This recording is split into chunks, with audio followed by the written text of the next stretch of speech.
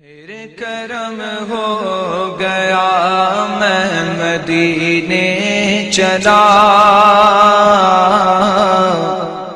پھر کرم ہو گیا میں مدینے چلا، پھر کرم ہو گیا میں مدینے چلا۔ اعوذ باللہ من الشیطان الرجیم، بسم اللہ الرحمن الرحیم۔ سامعین محترم، اللہ تبارک و تعالیٰ کے فضل و کرم سے آج ہم آپ کو انشاءاللہ العزیز اللہ تبارک و تعالیٰ کی مدد کے بارے میں اور اللہ تبارک و تعالیٰ کے نیک بندوں کی مدد کے بارے میں کچھ معلومات آپ کے سامنے پیش کریں گے۔ اللہ تبارک و تعالیٰ عمل کی توفیق عطا فرمائے۔ یاد رہے کہ اللہ تعالیٰ اپنے بندوں کو اپنی عطا سے جو ہے اختیار دیتا ہے کہ وہ جس کی چاہے مدد کر لیں۔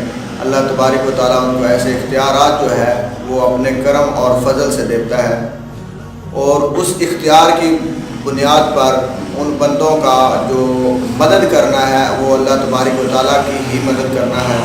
جیسے غزوہ بدر میں فرشتوں نے آ کر صحابہ کرام رضی اللہ تعالیٰ عنہم کی مدد کی، لیکن اللہ تبارک و تعالیٰ نے ارشاد فرمایا وَلَقَدْ نَصَرَكُمُ اللَّهُ بِبَدْرٍ وَأَنْتُمْ أَذِلَّةٌ، اور بے شک اللہ نے بدر میں تمہاری مدد کی جب تم بالکل بے سر و سامان تھے۔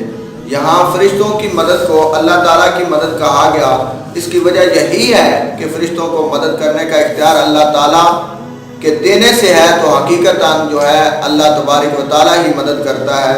یہی معاملہ انبیاء کرام علیہم السلام اور اولیاء اعظام رحمۃ اللہ تعالیٰ علیہم ہے کہ وہ اللہ عز و جل کی عطا سے مدد کرتے ہیں، اور حقیقتاً وہ مدد اللہ تعالیٰ ہی کی مدد ہوتی ہے۔ جیسے حضرت سلیمان علیہ السلام کے وزیر حضرت آصف بن برقیہ رضی اللہ تعالیٰ عنہ سے تخت لانے کا فرمایا گیا، تو آپ نے وہ تخت جو لایا تھا وہ آنکھ جھپکنے سے پہلے لایا تھا۔ تو اس پر انہوں نے فرمایا، کس نے؟ حضرت آصف بن برقیہ نے فرمایا کہ ھذا من فضل ربی، یہ میرے رب کا مجھ پر فضل ہے۔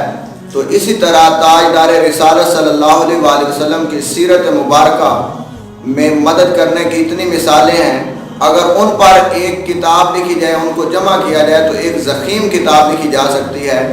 ان میں سے چند مثالیں یہ ہیں۔ صحیح بخاری میں ہے، صحیح بخاری میں جو حدیث نقل کی گئی ہے کہ نبی کریم صلی اللہ علیہ وآلہ وسلم نے تھوڑے سے کھانے سے پورے لشکر کو سیر فرما دیا۔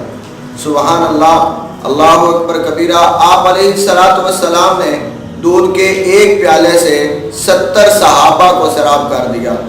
یہ حدیث شریف جو ہے کتاب الرقاق، بخاری شریف کی کتاب الرقاق میں موجود ہے۔ تو اسی طرح تیسری مثال جو ہے وہ آپ کے سامنے پیش کرتے ہیں۔ انگلیوں مبارک سے پانی کے چشمے جاری کر کے آپ علیہ السلام نے 1400 یا اس سے بھی زائد افراد کو سیراب کیا۔ لعاب دہن، تھوک مبارک سے بہت سے لوگوں کو شفا عطا فرمائی۔ تو اللہ تبارک و تعالیٰ نے اپنے پیارے بندوں کو سب کچھ عطا کر رکھا ہے۔ ہم یہ نہیں کہتے کہ اللہ تبارک و تعالیٰ کی عطا کے بغیر ہی یہ لوگ جو ہے مدد کر لیتے ہیں۔ نہیں، ہمارا ہرگز یہ عقیدہ نہیں ہے کہ اللہ تبارک و تعالیٰ کی عطا کے بغیر یہ مدد کرتے ہیں، لیکن اللہ تبارک و تعالیٰ نے اپنے پیاروں کو یہ شانیں دی ہیں، وہ جیسے چاہیں اللہ تبارک و تعالیٰ کی بارگاہ میں عرض کریں کہ یا اللہ میں اس فلاں بندہ کی مدد کرنا چاہتا ہوں، تو اللہ تبارک و تعالیٰ فرماتا ہے کہ میں تیرا جو بول ہے اس کو خالی نہیں بھیجوں گا، جا تو جیسے چاہے اس کی مدد کر دے۔ تو اللہ تبارک و تعالیٰ ان بندوں پر راضی ہوتا ہے جن کو یہ چیزیں عطا کرتا ہے۔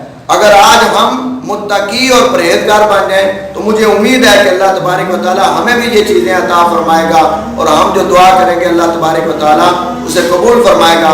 مومن جب بھی دعا کرتا ہے اللہ تبارک و تعالیٰ اسے قبول فرماتا ہے، اور کوئی بھی ایسا شخص، کوئی بھی شخص دعا کر کے اپنی دعا کو مردود نہ سمجھے بلکہ اس کو قبول سمجھے، تو اللہ تبارک و تعالیٰ نے دعا وہی اپنی بارگاہ میں قبول کرنی ہوتی ہے جو اس بندہ نچیز کے حق میں بہتر ہو۔ تو اللہ تبارک و تعالیٰ اپنے پیارے حبیب کا صدقہ عمل کی توفیق عطا فرمائے۔